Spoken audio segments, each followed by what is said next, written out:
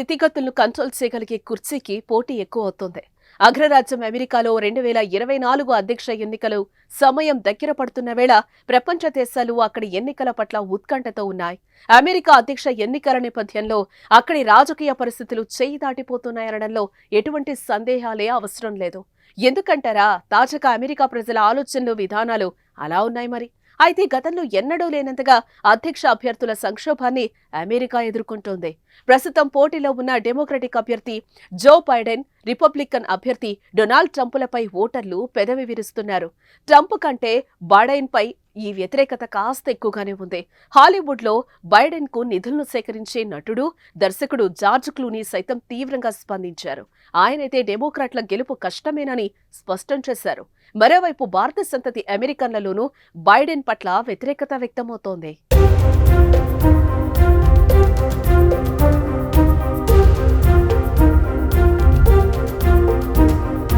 దేశాన్ని సరిగా నడిపేవారు కావాలని, అనారోగ్య సమస్యలతో ఉన్నవారు కాదని సగటు అమెరికన్లు కోరుకుంటున్నారు. ప్రస్తుతం ఉన్న ఇద్దరు అభ్యర్థులు వైదొలిగితే మంచిదని అభిప్రాయపడుతున్నారు. రాజకీయంగా పోటాపోటీగా ఉండే మిషిగన్, పెన్సిల్వేనియా, నెవాడా రాష్ట్రాల్లో బైడెన్ పై వ్యతిరేకత స్పష్టంగా కనిపిస్తోంది.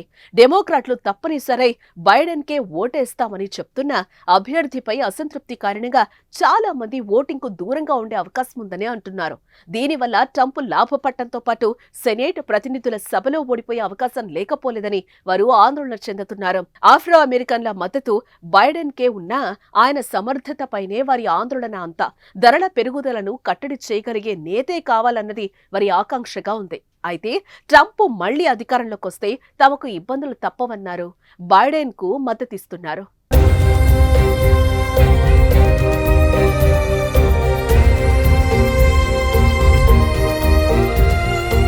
ట్రంప్ వస్తే ఇబ్బందేనని చాలా మంది డెమోక్రాట్లు అభిప్రాయపడుతున్నారు. కాగా బైడెన్ పనితీరు బాగలేదని చాలా మంది అంటున్నా సరే, వారికి వేరే మార్గం లేకనే ఆఫ్రో అమెరికన్లు, యువత ఓటేస్తే బైడెన్ గెలుస్తారని అంటున్నారు.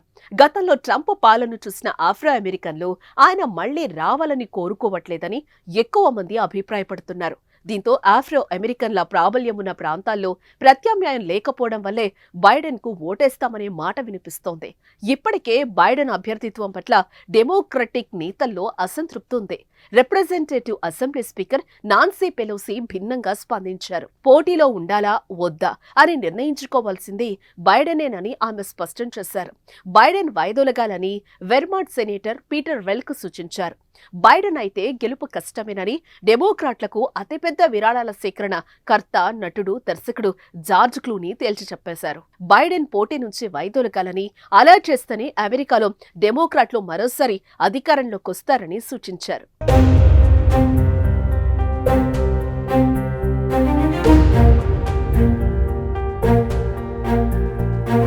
డెమోక్రటిక్ పార్టీ అధ్యక్ష అభ్యర్థిగా జో బైడెన్ అయితే గెలుపు కష్టమని క్లూనీ అన్నారు. ఆ అధ్యక్షుడితో మనం నవంబర్ ఎన్నికల్లో గెలవబోమని, పైగా ప్రతినిధుల సభ, సెనేట్లోనూ ఓడిపోబోతున్నామని ప్రతి లెజిస్లేటివ్ మెంబర్, గవర్నర్లు ఇదే అంటున్నారని క్లూనీ పేర్కొన్నారు. బైడెన్ ఓటమి హెచ్చరికలను విస్మరిస్తూ పోతే ట్రంప్ రెండోసారి గెలుస్తారని, అది ఊహించుకుంటేనే భయంగా ఉందని అభిప్రాయపడ్డారు. సెనేటర్గా, వైస్ ప్రెసిడెంట్గా, అధ్యక్షుడిగా, ఓ స్నేహితుడిగా బైడెన్ను తాను ఎంతో ప్రేమిస్తానని, ఆయన వ్యక్తిత్వం, విలువలను గౌరవిస్తానని క్లూనీ పేర్కొన్నారు. దీంతో బైడెన్ సొంత అడ్డాలోనే బ్రేకులు పడ్డట్లయింది. సొంత పార్టీ నేతలే అధ్యక్షుడిగా జో బైడెన్ అభ్యర్థిత్వాన్ని వ్యతిరేకించడం బైడెన్ కు సవాల్గా మారింది.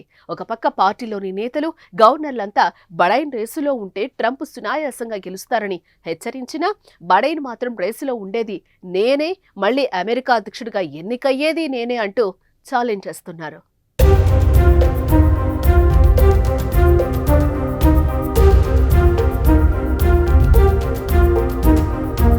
ఇదిలా ఉంటే ప్రస్తుతం రేసులో ఉన్న ఇద్దరు అభ్యర్థులు ఎవరు గెలిచే అవకాశాలున్నాయనే దానిపై 2 జాతీయ మీడియాలు సర్వే రిలీజ్ చేశాయి.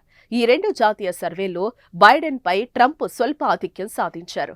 CNN కోసం SSRS నిర్వహించిన పోల్లో 75% మంది ఓటర్లు, సగం మంది డెమోక్రాట్లు బైడెన్ కాకుండా వేరే అభ్యర్థి ఉంటే బాగుంటుందని అభిప్రాయపడ్డారు.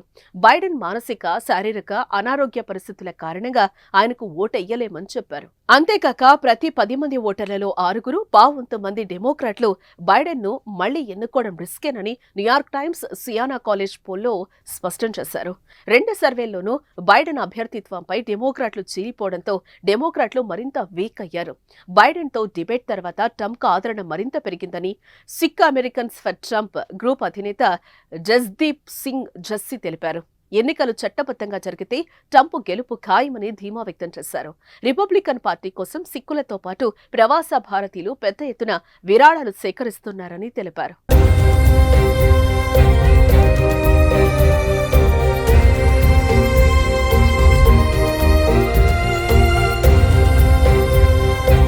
తనను వద్దంటున్న వారిలో సంపన్నులే ఉంటున్నారని, సామాన్యులు మద్దతుగా నిలుస్తున్నారని అంటున్నారు.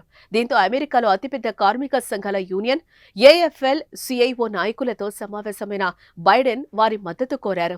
1,25,00,000 మంది సభ్యులున్న ఈ యూనియన్లో దాదాపుగా నాయకులంతా బైడెన్కు మద్దతు ప్రకటించారు. ట్రంప్ మాత్రం ఆఫ్రో అమెరికన్లు, లాటినో ఓటర్లను ఆకట్టుకునేందుకు వారికి హామీలు గుప్పిస్తున్నారు. గత ఎన్నికలతో పోలిస్తే బైడెన్ పట్ల భారత సంతతి అమెరికన్లలో ఆదరణ 19% తగ్గింది. 2020లో భారతీయ సంతతి 65% మంది బైడెన్కు ఓటేశారు. అయితే 2020లో ట్రంప్కు 28% మంది ఓటేగా ఈసారి ఆయనకు ఓటేస్తామని 30% మంది భారత సంతతి అమెరికన్లు వెల్లడించారు. ఉపాధ్యక్షురాలు కమలా హారిస్ పట్ల 54% మంది అభిమానం చూపారు. మరి అధ్యక్ష రేసులో నిలిచేదెవరు, గెలిచేదెవరు అనే అంశంపై చర్చ సాగుతోంది.